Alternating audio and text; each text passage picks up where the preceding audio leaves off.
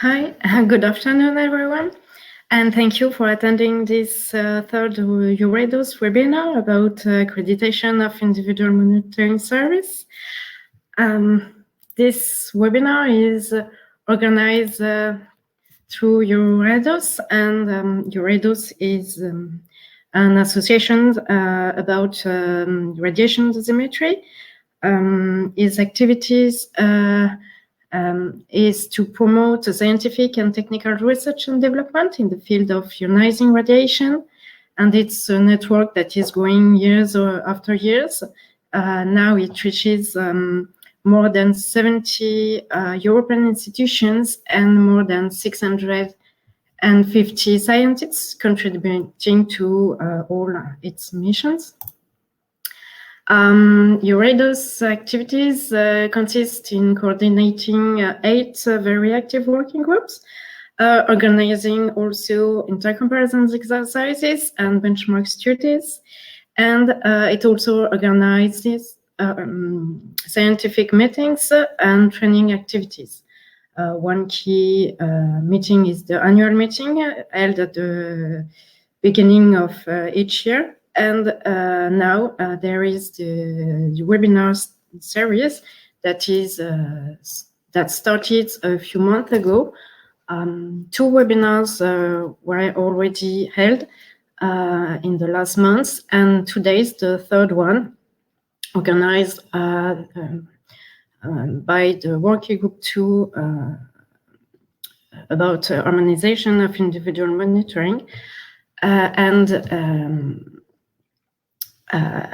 it's about a report published last year giving guidance on ISO 17025 standards for individual monitoring services.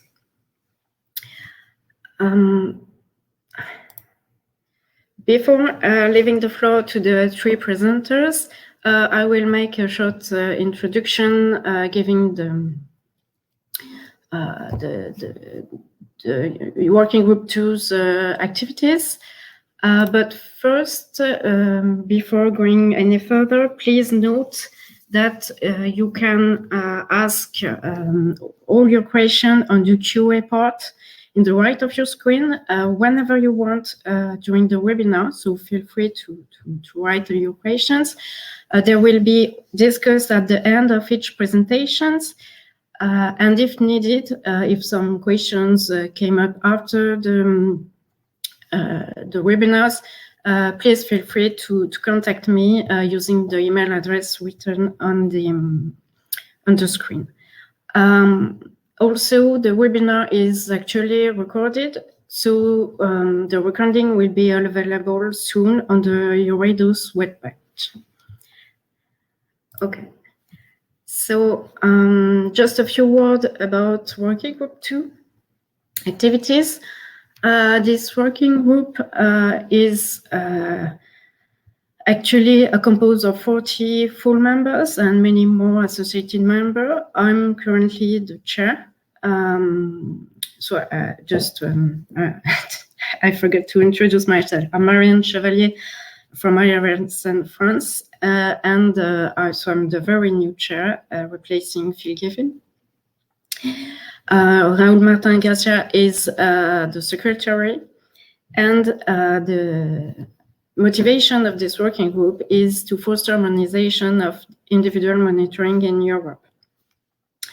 There are lots of tasks within these groups that can be categorized into 2 big types. The tasks that are going years after years, and that can be considered continuing tasks, and the one that could be considered more punctual.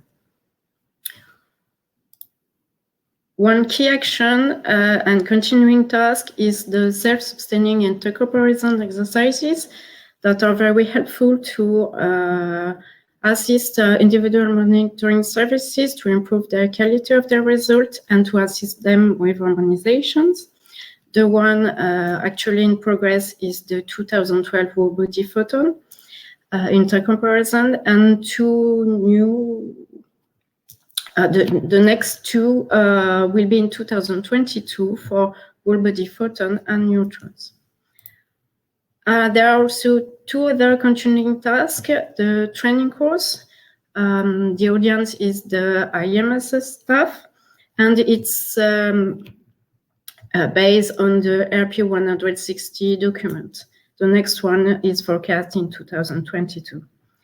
Another continuing task is the learning network, which is a way to have some informal discussion to make some hot topics raised and to feed the working group 2 activities. Concerning the more punctual task, EURADOS working group 2 carried out a quality assurance survey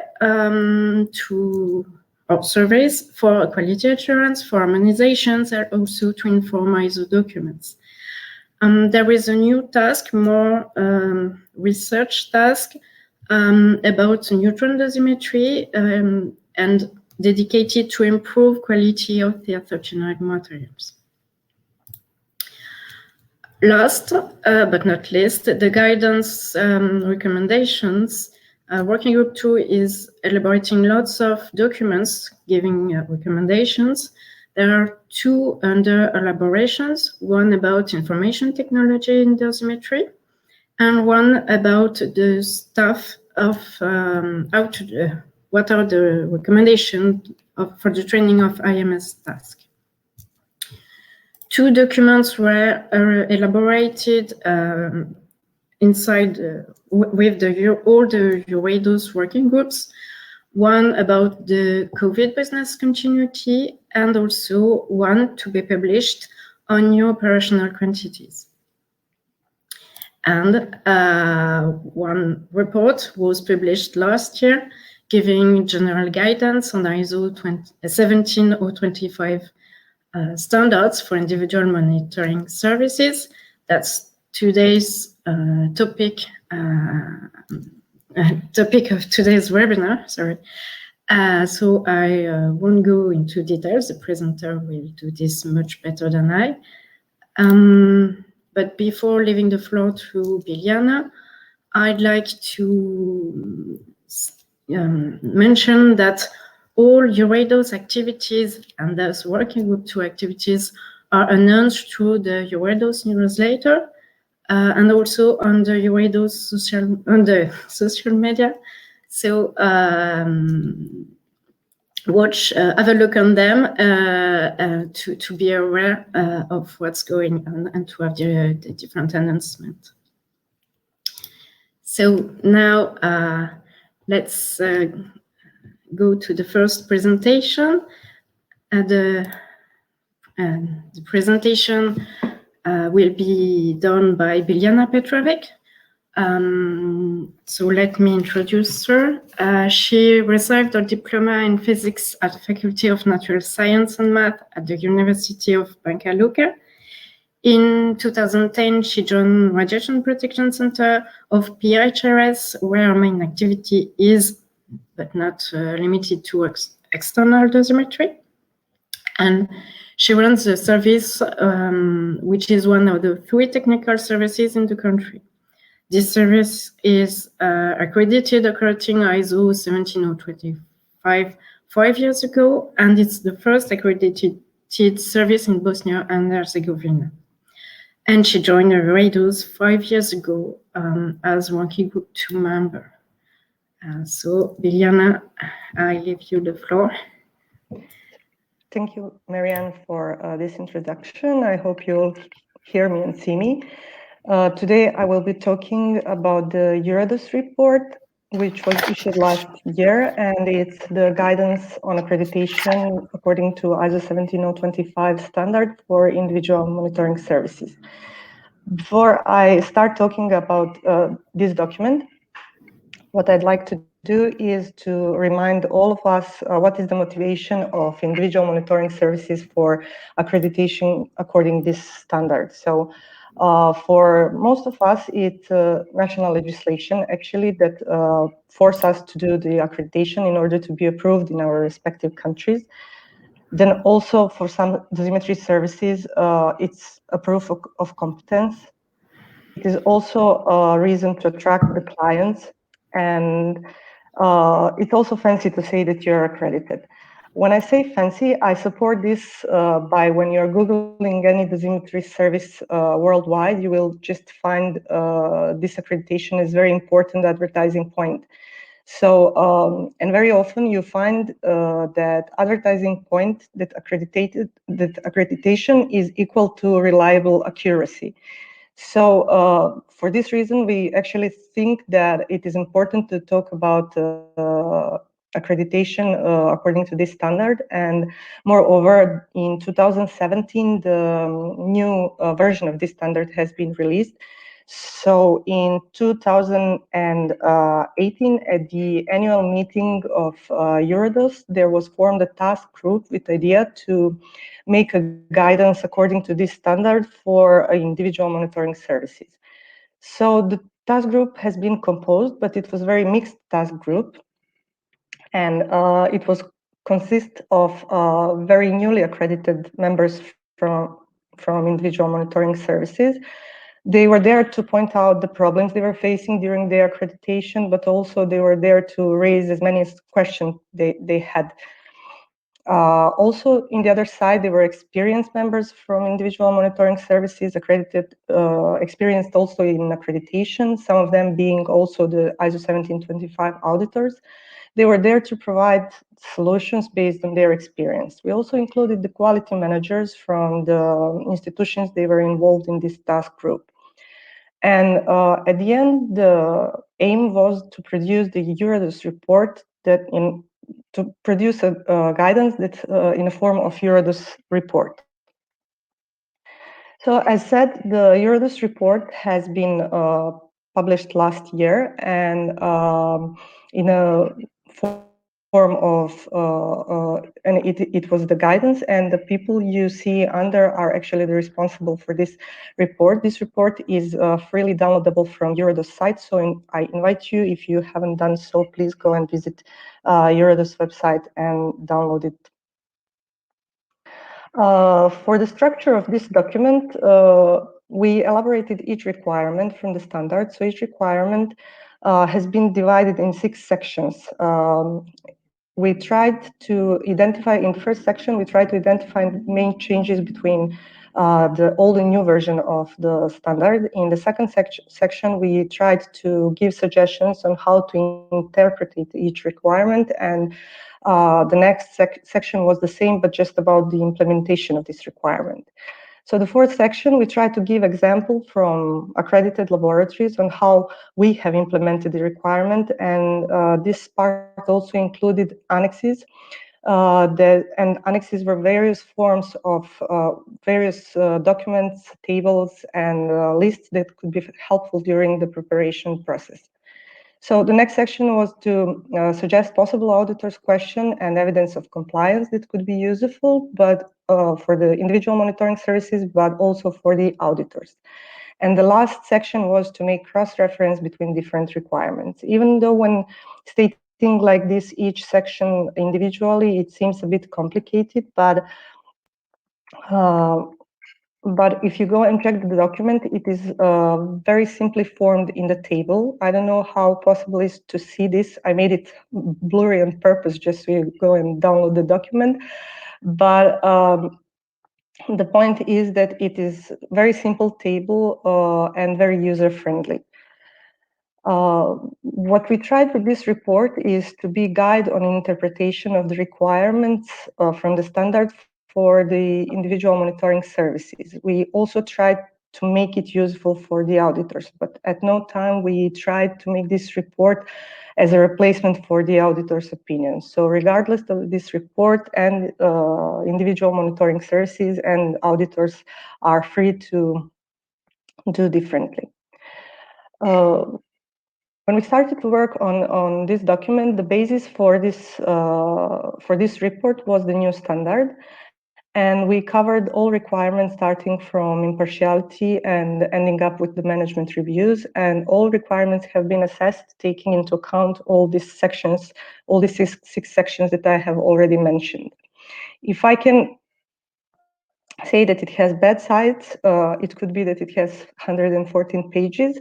which is not really easy to read, but the report and this guide was not actually meant to be as a reading book from the first to the last page, but it was more planned to be as a reference book for the certain requirement that you need and for the certain issue that you have, that you just go to this page and check this section and see what you need. So as said, the report gives also the great number of annexes. These annexes are marked in the document and linked to the specific documents, lists, suggestions from already accredited laboratories. So all these documents are ready to use, and or they can be upgraded to your specific needs, or they can just serve as an idea to make your own custom documents. So while doing all this work, we had a lot of problems as well. One of them was the copyright issues. At the end, it turns out that there were no any copyright issues, but still, until confirming all this, it took 2 to 3 months before publishing. But actually, what was the biggest problem for us, because we wanted to make this guide very useful for individual monitoring service community, so we wanted to get as many as possible different practices to include in this guide. So we were sending this draft report to regulatory bodies, accreditation bodies, international organizations, different individual monitoring services, different quality managers, etc. We also advertised this during the annual meeting in 2019, and the draft was uploaded on individual monitoring service online forum. Even we did receive great deal of very appreciated comments. In general, the response was not what we hoped to have. We just wanted to have different reviewers and to make some sort of consensus, if this is possible to use this word to say what was the purpose. So we also had the issues amongst ourselves, because we inside the task group, because we all had different approaches. We discussed a lot about the statement of conformity, like the use of decision rules, which were applicable to detection limit, but if they could, we're not sure if they could be applicable for the dose limit as well. We discussed which guides, procedures, standards, and legislations could be suggested to do so.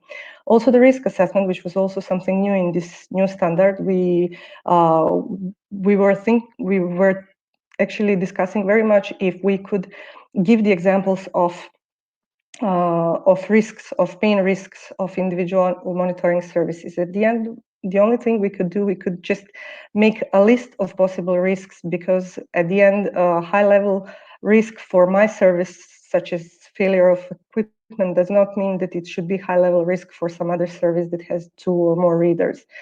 Data retention was also the issue, because despite basic safety standards clearly stating the record keeping time, there were different approaches amongst different countries. And lastly, and the most interesting thing, is always validation and verification. We all had different practices, how much to do, and where is the end of this validation. Also, the use of reference or quality control materials. Does individual monitoring services, do we have reference material or quality control material? So as I already took as an example, validation and verification, I used this requirement from the standard, just to say we all know that individual monitoring services, that we validate our method because it's non-standard and laboratory developed. But what actually is the problem within this requirement is the second part of this requirement, that says that validation shall be as extensive as necessary to meet the needs of the given application or field of application. So when we all rush for the client and we need to be ISO compliant and we want to get this accreditation as fast as possible, we pose the question, have all laboratories performed the same tests and invest the same amount of time and resources to achieve their ISO 17025 accreditation certificate? So back to the ISO request that says that it should be extensive as necessary. What is necessary? For everyone doing their accreditation for the first time, you always think about this: what is enough?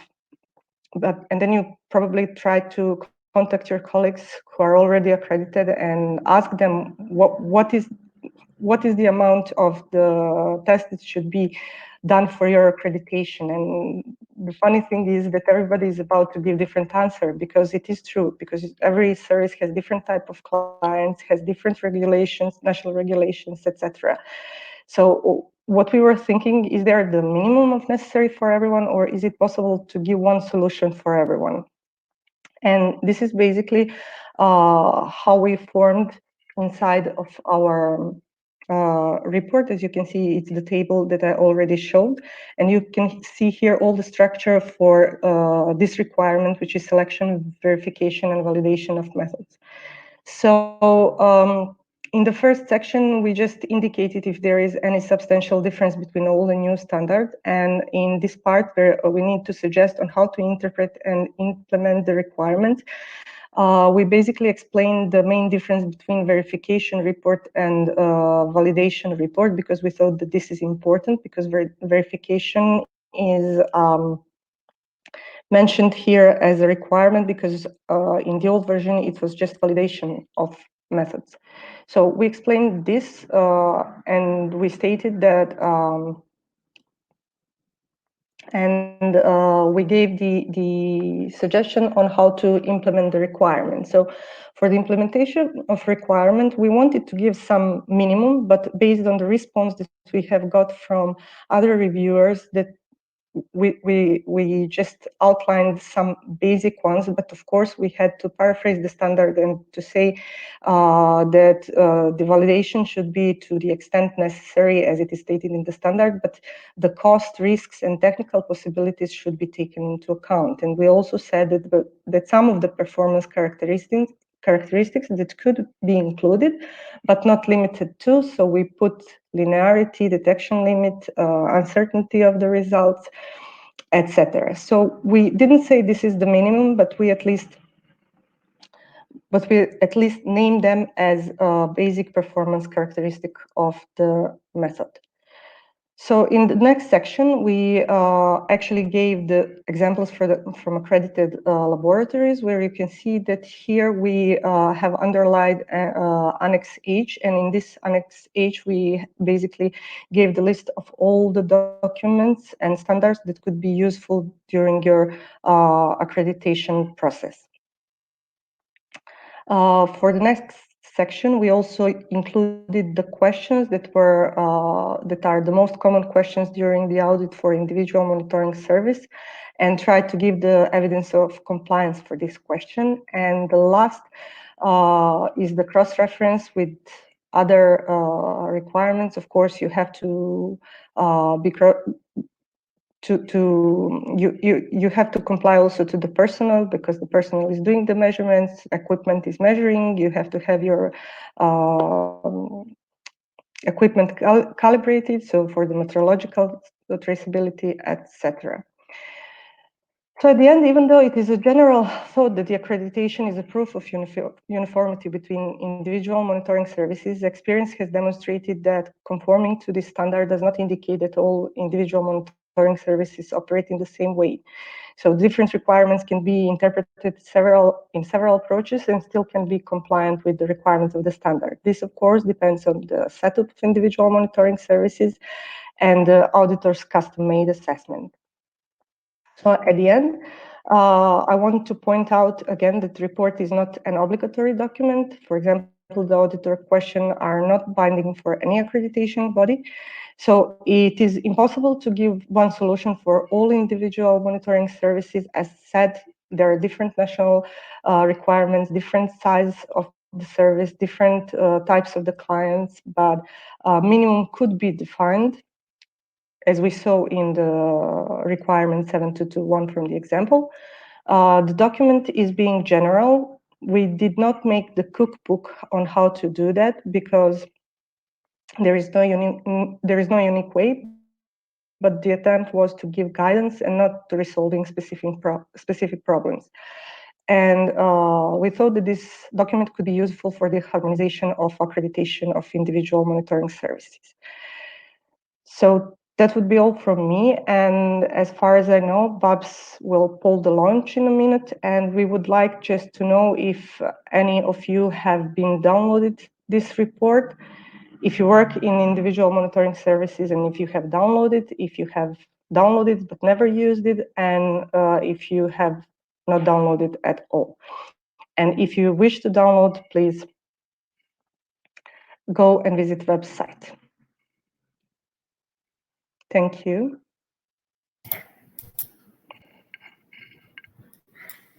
Thanks, Biljana. So I will leave a few seconds for people to answer.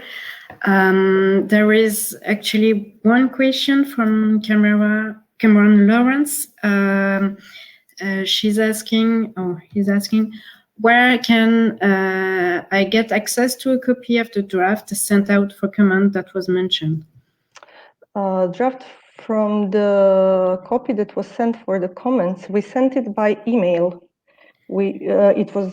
The draft was launched on the IMS online forum, and we sent it by email to several accreditation bodies and international organizations and other organizations I mentioned. But I'm not sure I understand. Yeah, in fact, it was a process. Now the report is published. It was, yes, because it is published, and its ask for comments occurred 1 or 2 years ago. In fact, yes.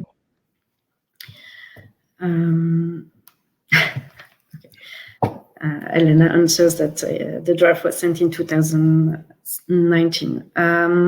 Okay, I will put in the chat the link to where you can find the report. But before doing this, let me introduce the next speaker with Francesco Rossi. Is graduated in physics at the University of Firenze in 1995, and then in earth physics in 1997. 1 year later, he started to work in the AOU Carigini University Hospital in Firenze, the largest hospital in Tuscany. And his main activity field is personal dosimetry, as he runs the service that provides personal dosimeters for more than half Tuscany. This is the first Italian service accredited according to the ISO 17025 standard since 2016, and is a full member of your regulatory group to a little bit more than 10 years now. So, Francesco, I leave you the floor to explain us what is the dummy customer quality control. Thank you, Marianne. Can you hear me? Yes, I suppose. What is the dummy customer? As you can see in this image, it is not a dummy, not properly a dummy, but it's nice to imagine it's a dummy.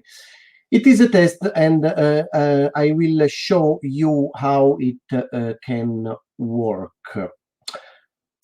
Coming to the detailed workflow. In any dosimetry service, how do you usually work? You have to send your dosimeter to any customer. How do you work? You will have some sort of list of dosimeters to prepare, maybe an electronic one or paper one or else. With this list in your hand, you will need to prepare dosimeters. Maybe if you are nil, maybe in an oven or anyway, you have to check dosimeters that are good for sending, and then you start assembling dosimeters and preparing according to the previously shown list. Then you will have some check to see if all dosimeters were properly issued, and then you will go on in packing with boxes or any other envelope you need, and then shipping to the customer. The last step is that dosimeters are used by the customer. This is not the dummy customer, even if these also are dummies, but this is just to show how the customer could work in a hospital. In this case, I work in a hospital, so my example comes. Well, this should be more or less the workflow of all dosimetry services. When we do not perform the normal dosimetry shipping, but the dummy customer preparing dosimeter preparing, what does change in this workflow? When issuing the dummy customer, it changes only the last step. Dosimeters are not used by a customer, but irradiated by an irradiating lab. The other steps of the process remain unchanged. You should prepare, assemble, check as exactly as in the normal routine. Well, and what happens in the coming back stage when dosimeters go back to the service to be read out? Well, you will have shipping coming from the customer in any way. You will check maybe if the customer sent the correct dosimeters and so on. Maybe in my service there is a procedure like this, procedure for complaints. Maybe in the package there were lost dosimeters, no return, or it was the wrong package or something like that. Then you will start with the reader, but usually you have some operations that have to be previous to the reading itself, some test of the reader. And then you have to evaluate the background. This is a procedure that not in all services is before reading. In my services, it is before reading, but you can also perform afterwards. This is very different from service to service and to country to country. Then you go through the readout process itself. After reading, you have to perform some dose evaluation. Maybe you have some algorithm, electronical, or with some sheets, calculations in any way. You usually perform some check to see if everything worked correctly. And the final step is that you send reports to the customers stating what the reading of the dosimeters is. Well, as in the previous step, what does it change if we do not read out normal dosimeters but dummy customer dosimeters? Is there any change in this chain? As before, there is a change only in the last step.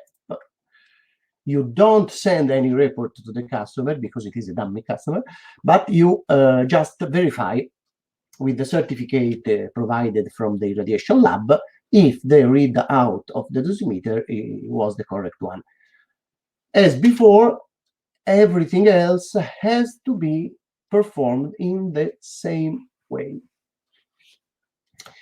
Okay, this is the dummy customer. It's important to remember that you have to evaluate the results because differently from the customer, you know the true value.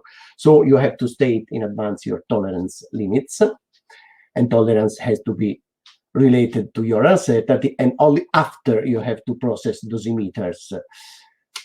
And then what do you have to do? You have to pray that everything goes in the proper way and the results will be inside the tolerance. They should be. Well, this is the dummy customer test.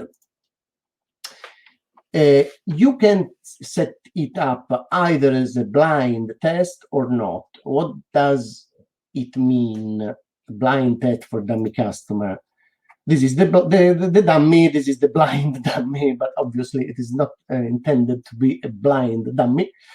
A blind test means that the staff that is going through the readout process is not aware they are reading a test dosimeter. Otherwise, they could pay special attention, and this would not be a complete test of the service and of the reading procedure. Well, the dummy customer, it is not a mandatory test at all. I don't know, I'm not aware of any national regulation that says that you have to perform this test. If so, you have to do that, obviously, but in Europe, it is not mandatory. It is intended to state on a regular basis, at least 1-2 times per year, or even more.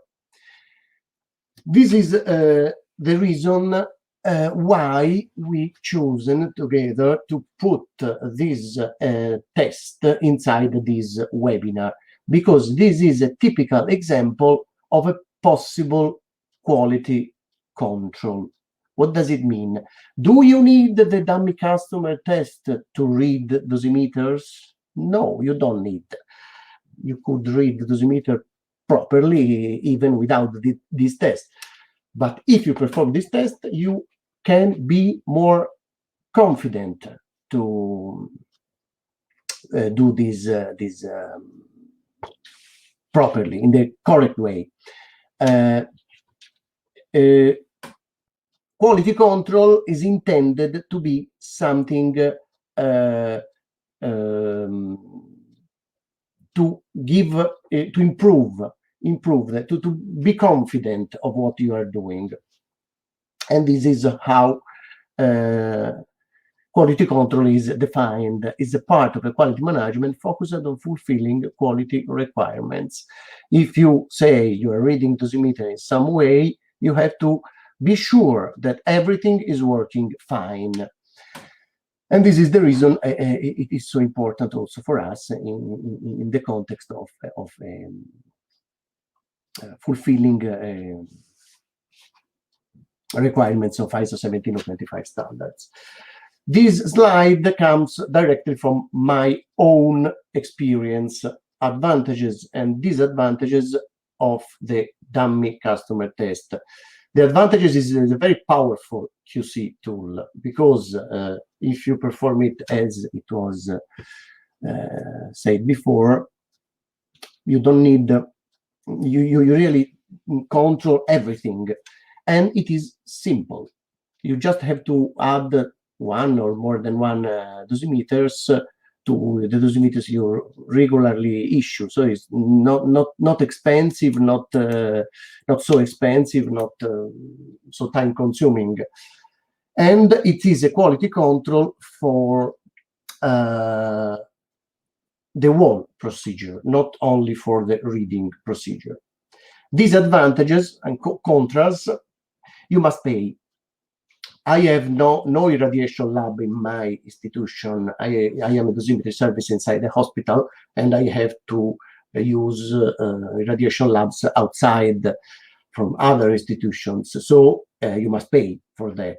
And it's not easy to explain to administration that you have to pay for something that is not mandatory, that is something not mandatory, I mean not strictly necessary for the dosimeters readout, but it's something for quality, for checking, something more. Another disadvantage is that it's not exactly the same procedure as the customer. It depends a lot of on your organization, but maybe you have to give some order to the irradiation lab, and this changes a little bit the procedure. It is suggested to use the dummy customer as a blind test, but if not, it has this disadvantage of a not blind test. LP 160 is a document that says a lot about the dummy customer, and gives you some ideas and recommendation on how to perform it. It is suggested as a very, very useful tool. This document can be downloaded for free and was already said by Marianne before me. Who uses this test? Marianne remembered that in 2012, a survey was made by the Eurados Working Group 2 that was published in 2015 in this report.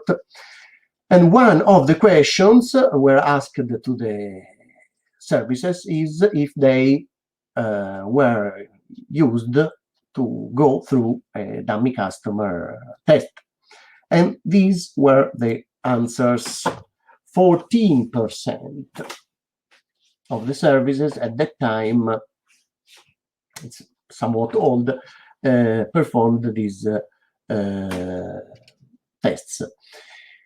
And this is something that was surprising because a lot went through intercomparisons, very few with internal dummy customer, but the price is not comparable. It's much more cheaper and it is internal, so even more simple.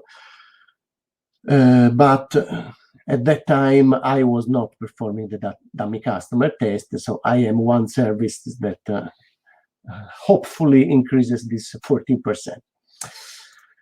Okay, that's all from my side. And now it's up to you.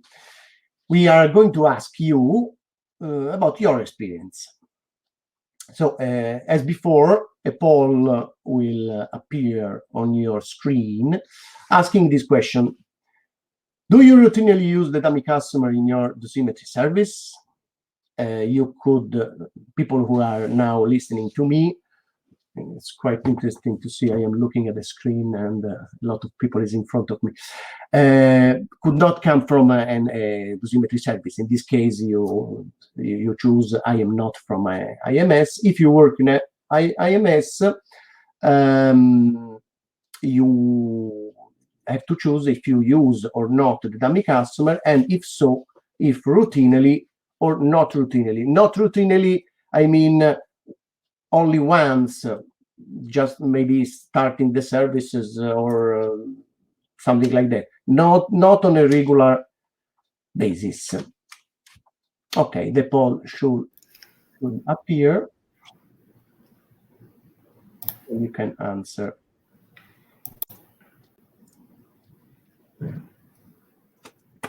Okay, thanks a lot, Francesco. So there was a lot of discussion in the chat, but more general than the customers. In fact, we can sum up in two discussions. The first one is about the question of the dosimeters that is purely electronic and the dosimeter that is not returned for processing. Not like the passive dosimeters, and how the requirements are modified to accommodate these new technologies. In fact, that's a question from Sandy Pearl, and I think it's about all the smart dosimeters like Instados, for instance, or all that those smart possible dosimeters that could come in the future. In fact, for the type test performance, there is the new document, the revision of the IEC 61526 standard. So it's under revisions to take into account now the new hybrid dosimeters. And for the DIS system, it's still the IEC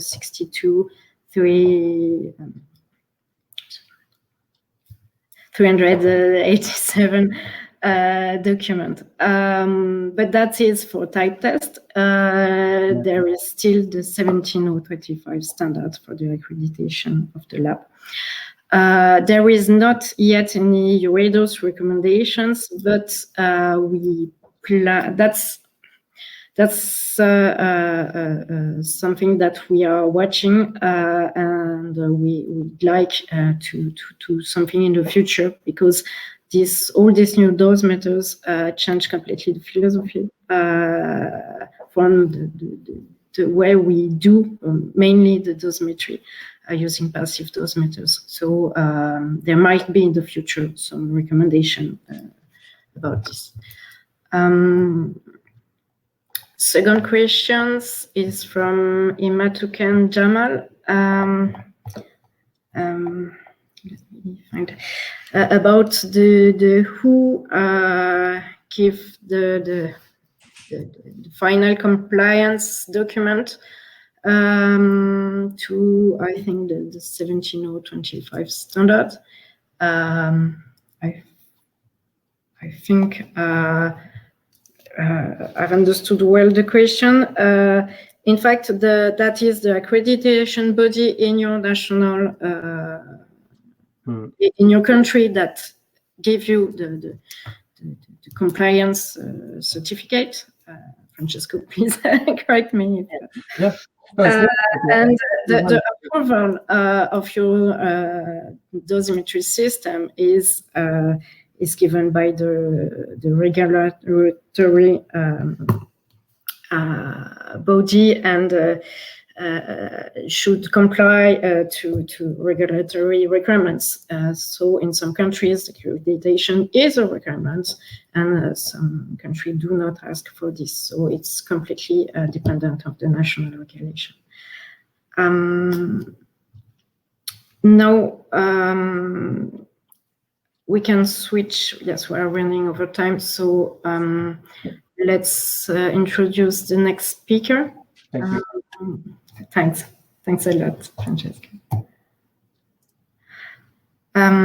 So the next presentation will be done by Ana Maria Romero, who was graduated in material science and metallurgical engineering in Madrid in 1989. She joined in 1991 the CIEMAT External Service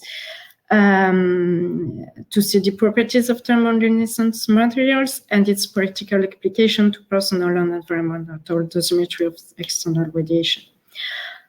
She's currently the head of the dosimetry service at CIEMAT, accredited according to the ISO 17025 standard since 2012. And she joined Euredos Working Group 2 in 2005, mainly involved in the Euredos comparison exercises for photons and betas. So, Ana Maria, I leave you the floor. Thank you very much, Marianne, and good evening to everybody. Thank you for being there. So I will present my experience as an accredited individual monitoring service at CIEMAT in Spain. So I will start giving you a short introduction and some general information about the dosimetry service. And then I will tell you how was the road from approval to accreditation, and what is my experience after 8 years of accredited, and in special in the adaptation to the new version of the ISO standard. And I will finish with some conclusions.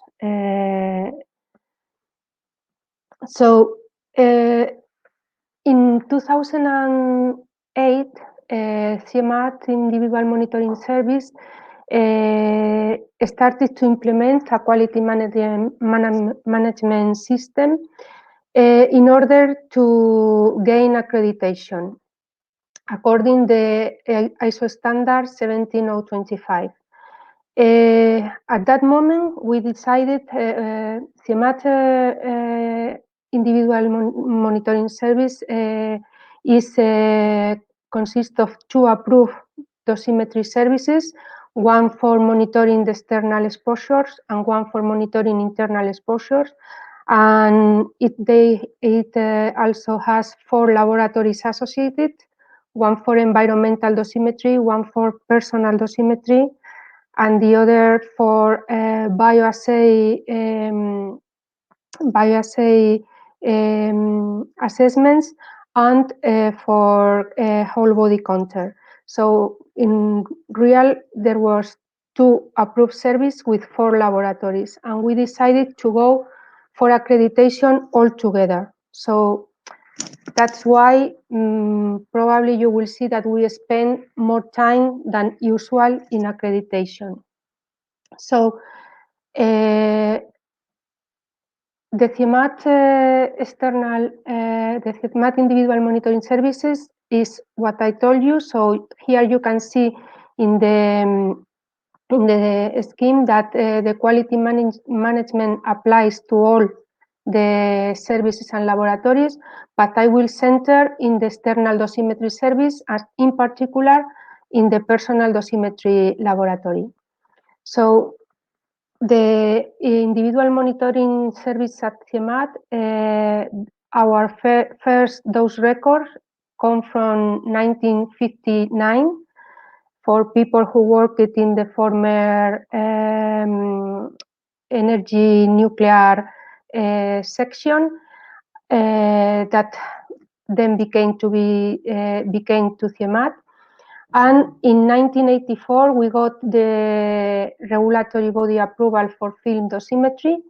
And in 1992, we got the approval for thermoluminescence dosimetry. And finally, in 2012, we gained the accreditation by the Spanish accreditation entity. So just to show you some numbers, or you have idea of what our dosimetry service is, we monitor around it's a medium-size, small medium-size dosimetry service.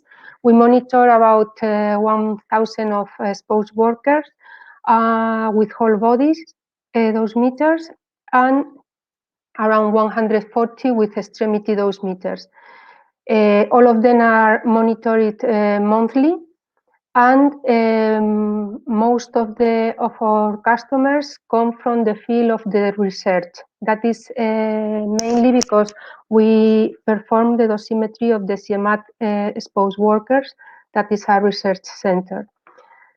And in the staff, it consisted of 3 technicians and 3 assistants. And the TLD system that we use is based on Panasonic system. We have a whole body dosimeter with 4 elements, 2 of lithium borate and 2 of calcium sulfate, under different filtrations that allows to use an algorithm for assessing the dose, and also to have information about the radiation field. And for the ring dosimeters, we use one detector of lithium borate. So 2008 was a crucial year for us. We decided to go for accreditation, but why? We were approved, so why going for accreditation? The idea was a knowledge of the general trend in Europe, and also the desire to give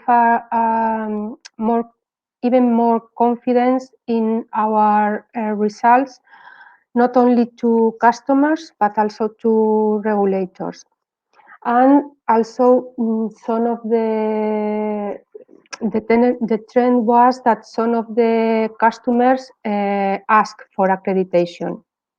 So the first step was the appointment of the quality manager.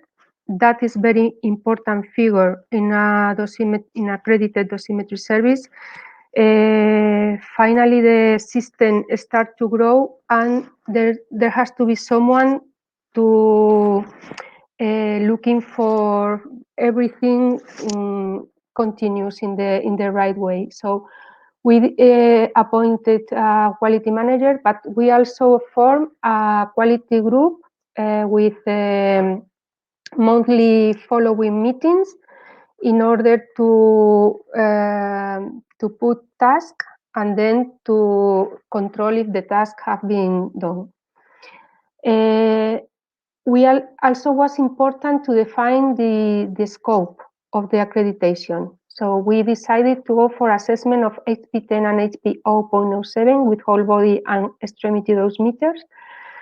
And it was also important the acquisition of a new IT tool for the management of the system. This IT is named Tool and is developed by the Spanish Association for Standardization and Certification, and it has you can control here almost all the aspects required in the ISO guide. That was very important for us, mainly for control of documents. And we decided to hire an external auditor to pass a diagnostic audit in order to see which was the point where we started. And there were 88 recommendations from the auditor. Mainly technical requirements were in place because, as I told you, we were approved by the regulatory body, but we have to make an effort in the management in the management requirements. So in 2019, we dedicate time mostly to documentation, and in 2010 that was the time for implementation of the system. In implementation, one of the things that we afford was validation of the method. We have passed the type testing when we were approved, so 20 years ago, and the auditor recommended us to validate that the method was still valid. So we perform a new validation according also with the new standards. And for this validation, we also use the historical records of calibrations in order to check that it was stable, the system was stable, the historical records of quality controls, daily quality controls, and also the results in participation in intercomparisons. So we have also to make an effort in design a new report layout to meet reporting requirements. And also we decided to perform a new, more in-depth study of the uncertainty of the system according to the document RP 160 that my colleagues have commented before. So finally, in 2011, we applied for accreditation and we passed the accreditation entity audit. That was a process with 2 auditors and 2 days of audit, and we got we didn't have any non-conformity, and we only have 1 minor deviation. So it was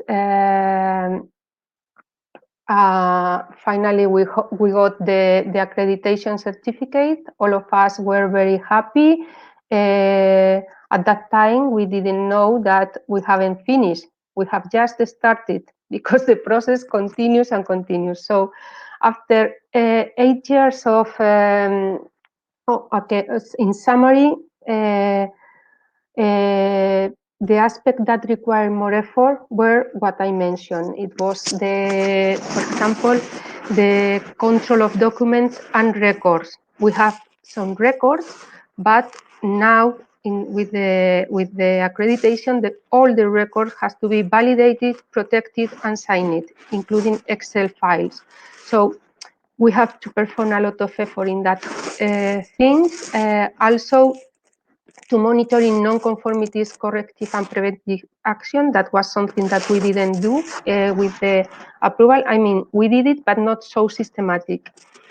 And also the validation of the method, the estimation of uncertainty, and the reporting of results, as I told you. And in all this process, I insist the figure of the quality manager was essential to reach the goal.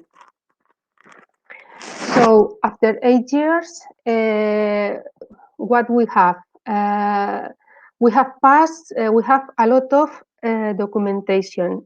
I mean, to pass test, to pass the audit, every process has to be documented. So you need to document everything you do. So that generates a big amount of documentation.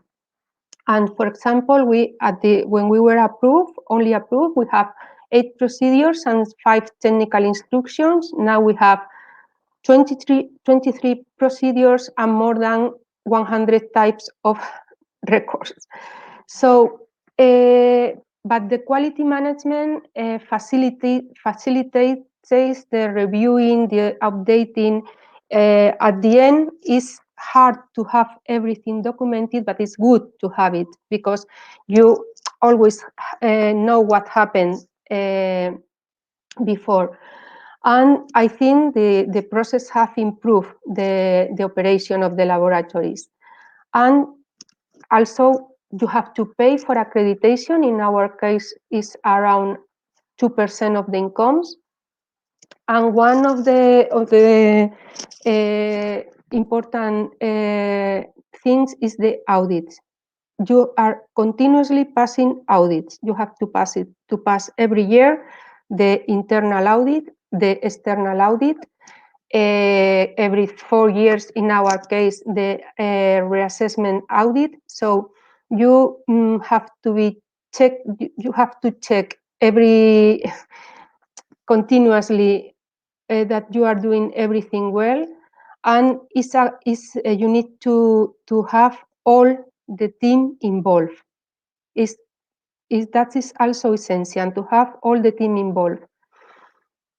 So the last confirming audit that we have passed, that was according the new version of the ISO guide.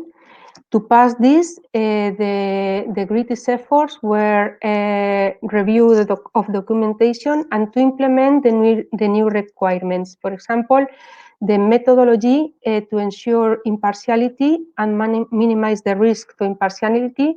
That is not only independence, but also impartiality. We have to develop a more complete treatment of complaints, and also identify and categorize threats and opportunities. We develop a very complete matrix, taking into account the probability of occurrence and the impact of consequences, very complete about systems, personal, equipments, everything. But we didn't foresee a worldwide pandemic, and we found it that we have to stop the service for the first time due to the COVID pandemic. So now it's included. The pandemic are included in the matrix of risk and threats. So finally, just as a conclusion, I think the accreditation is a healthy process for an individual monitoring service. And the pros and cons, in my opinion, the pros and the systematization of technical and management activities, that is easy to prove the reliability of the results to customers and regulators, that audit keeps the system in continuous review and update, and the customers are usually satisfied with accreditation. And not so good is the maintenance of the system requires time and dedication, and the audits are time and money consuming. So thank you for your attention. I hope you are still awake. And I will ask you to fill this poll is in order to know if your IMS is accredited and is clear. You have to say if you are not working in an IMS, and if you work in an IMS, if you are not accredited, if you are accredited according the old version of the ISO guide or according the new version of the ISO guide. Thank you very much.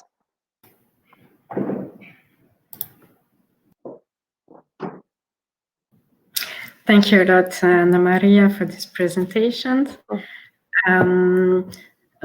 For the poll, everybody can see the answer if they look at the poll part at the very right of the screen. So just to give an overview of the pool that were already launched, the first one, we can see that a quarter of people attending the meeting have downloaded already the Euredos report. And well, half of the IMSs of people attending the webinars and working as an IMSs have not download the report. So that's I hope they will look at the Euredos webpage now to see this document now. And for the second pool, we can see that again, half of nearly half of the IMSs use the domestic customers. And for the last one, I think it's still open. Yes. We can see that the IMSs, half of the IMSs are accredited according to the new version. Yeah. For the questions, in fact, there was a lot of the discussions in the chat.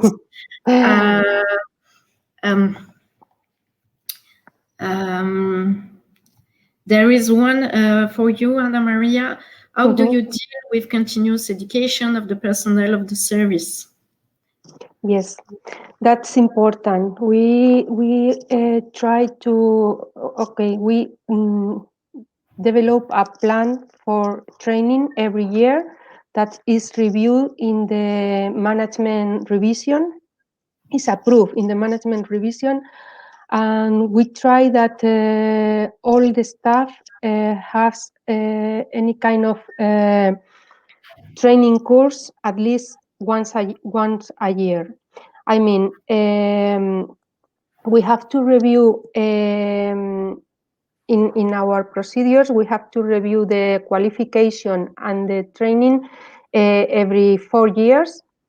Sorry, every 2 years. But in that period, they have to have a kind of training course. It can be a training course external, or it can be a training course regarding accreditation or regarding ISO quality, or also can be a training course imparted by the technicians, for example, the technician of the services, to introduce them in a, sometimes, for example, you can, if I have gone to Euredos meeting and I can tell them what is new or what is being done in the world. So a kind of update of the training. Yes. Okay, thanks. And very last question. Does the customer ask for accreditation of the IMS or just for the approval of it in Spain? approval is compulsory. So in Spain, only approved dosimetry service can work. So some of the customers ask for accreditation as a plus, you know. But I have to say that some of them ask for accreditation, but there are also customers where the only criteria is economic criteria. The only criteria is price. So sometimes you participate in public contest, and then the price is the most important criteria. Okay, thanks. So I think it's now time to close this webinar. I'd like to thank all the speakers for their very nice presentations, making accreditation quite fun. And thanks to the organizers that do all the solve all the technical issues in backstage. And also, of course, I'd like to thank all the audience for their participation, for all the chat. I can conclude saying that we can continue all this discussion in the Learning Network, for instance, the next annual meeting of EUREDOS next February. And just to finish, let me remind you that there will be the fourth webinar coming soon about the ICRU 94 report, starter methods for initial phase assessments of individual doses following acute exposure to ionizing radiation. The precise date is not yet fixed, but watch for the announcement in the EUREDOS newsletter or the social media to be kept informed of this new coming webinar. So thank you a lot again, and see you in the other meetings, EUREDOS meetings. And thanks to you, Marianne, for moderating this session. Thank you. Bye.